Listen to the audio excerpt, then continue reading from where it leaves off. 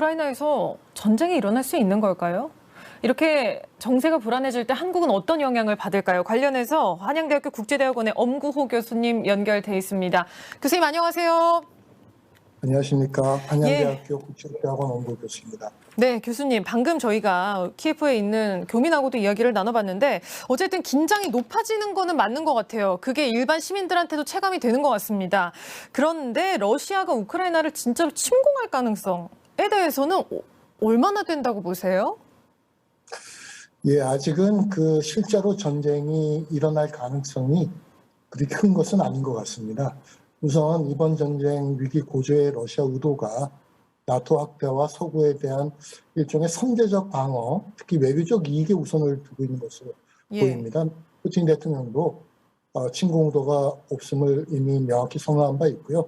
또 제네바에서 양국 외무장관회담 등 실무회담이 계속 진행 중이기 때문에 현재로는 전쟁 가능성이 그렇게 큰 것은 아닌 것 같습니다. 그렇군요. 그러면 전면전 가능성이 사실은 거의 낮다고 많은 전문가들도 말씀하시고 교수님도 그런 말씀을 해주신 것 같은데 그럼에도 러시아가 이런 식으로 약간 무력 압박이라고 해야 될까요? 이런 걸 하고 있는 이유는 우크라이나의 나토 가입 저지, 뭐 표면적으로는 그렇게 나옵니다마는 그 배경을 좀 뭐라고 봐야 될까요?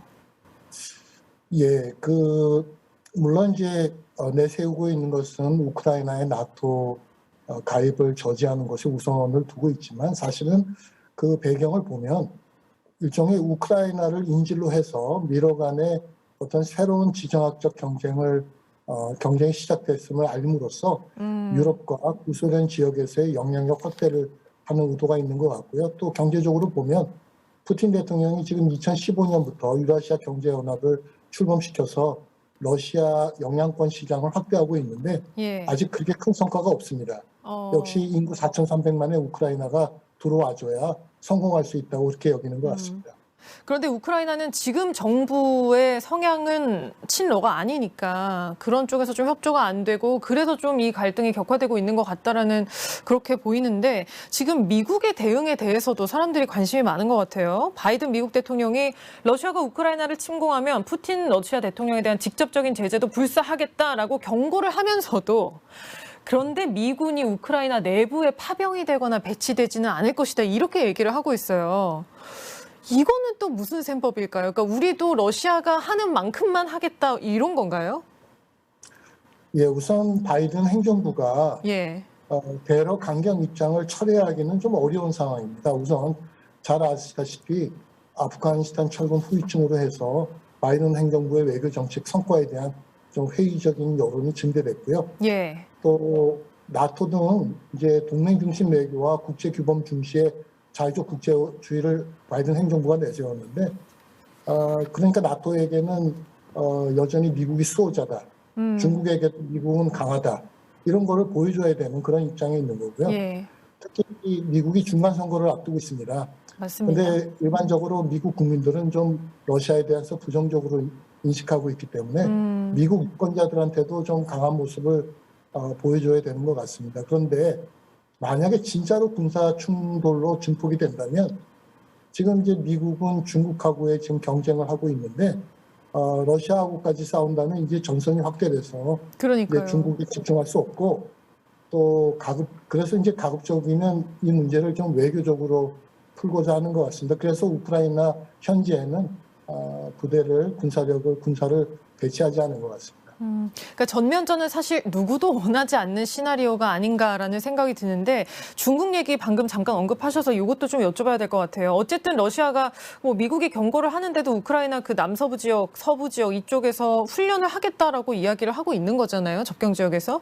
근데 특히 이 동시에 중국하고 러시아가 아라비아해 서쪽 해역에서 합동훈련을 진행하고 있다라는 보도도 같이 나왔어요. 그러니까 우리가 보기에는 러시아와 중국은 미국과 대립하고 있는데 그러면 이 우크라이나 사태에서 이 위기에서 중국은 어떤 영향을 미치고 있는지 어떤 역할을 하고 있는지도 좀 궁금하거든요. 지난 2014년 크림 합병 때를 보면 저희가 좀 추측이 가능할 것 같은데요. 당시에 이제 러시아가 서구로부터 제재를 받으면서 외교적으로 고립됐는데 중국이 그 러시아의 외교적 고립 또 경제적 대러 제재의 압박을 돌파구를 열어주는 그런 이제 핵심 파트너의 역할을 했습니다. 그럼에도 불구하고 크림반도의 이제 영토의 러시아 지위에 대해서는 국제 규범을 들어서 인정하지 않았거든요. 예. 그래서 이번에도 설사 전쟁이 일어나서 일부 우크라이나 지역에 러시아가 점령을 하더라도 중국이 그것을 인정하기는 국제 규범상 어려울 것 같습니다. 예. 다만 2014년 때보다는 미중 경쟁의 강도가 아주 강해졌기 때문에 배후에서 러시아를 지원하고 또 이후에 여러 제재나 이런 데서 러시아를 지원하는 역할은 더 강해질 그럴 가능성이 있을 것 같습니다. 뭐 직접 전면에 나서지는 않더라도 러시아를 이렇게 우회 지원할 수는 있다는 말씀이십니다. 교수님 말씀 지금 종합해 보면요, 어쨌든 다들 대치를 하고 있는 것 같아요. 위기 상황에서. 근데 그러면 위기 상황의 분수령이랄까요? 그러니까 뭔가 상황이 정리되거나 안정되거나 혹은 확 이렇게 변곡점을 맞이할 시기는 언제라고 봐야 될까요? 그게 사실 예측이 좀 어려운데요. 예. 그 지난 4일 전이죠. 그 제네바에서 열린 미러 양국 외무장관 회담에서 그 블링컨 국무장관이 러시아 라브로프 외무장관에게 미러 정상회담을 제안했습니다.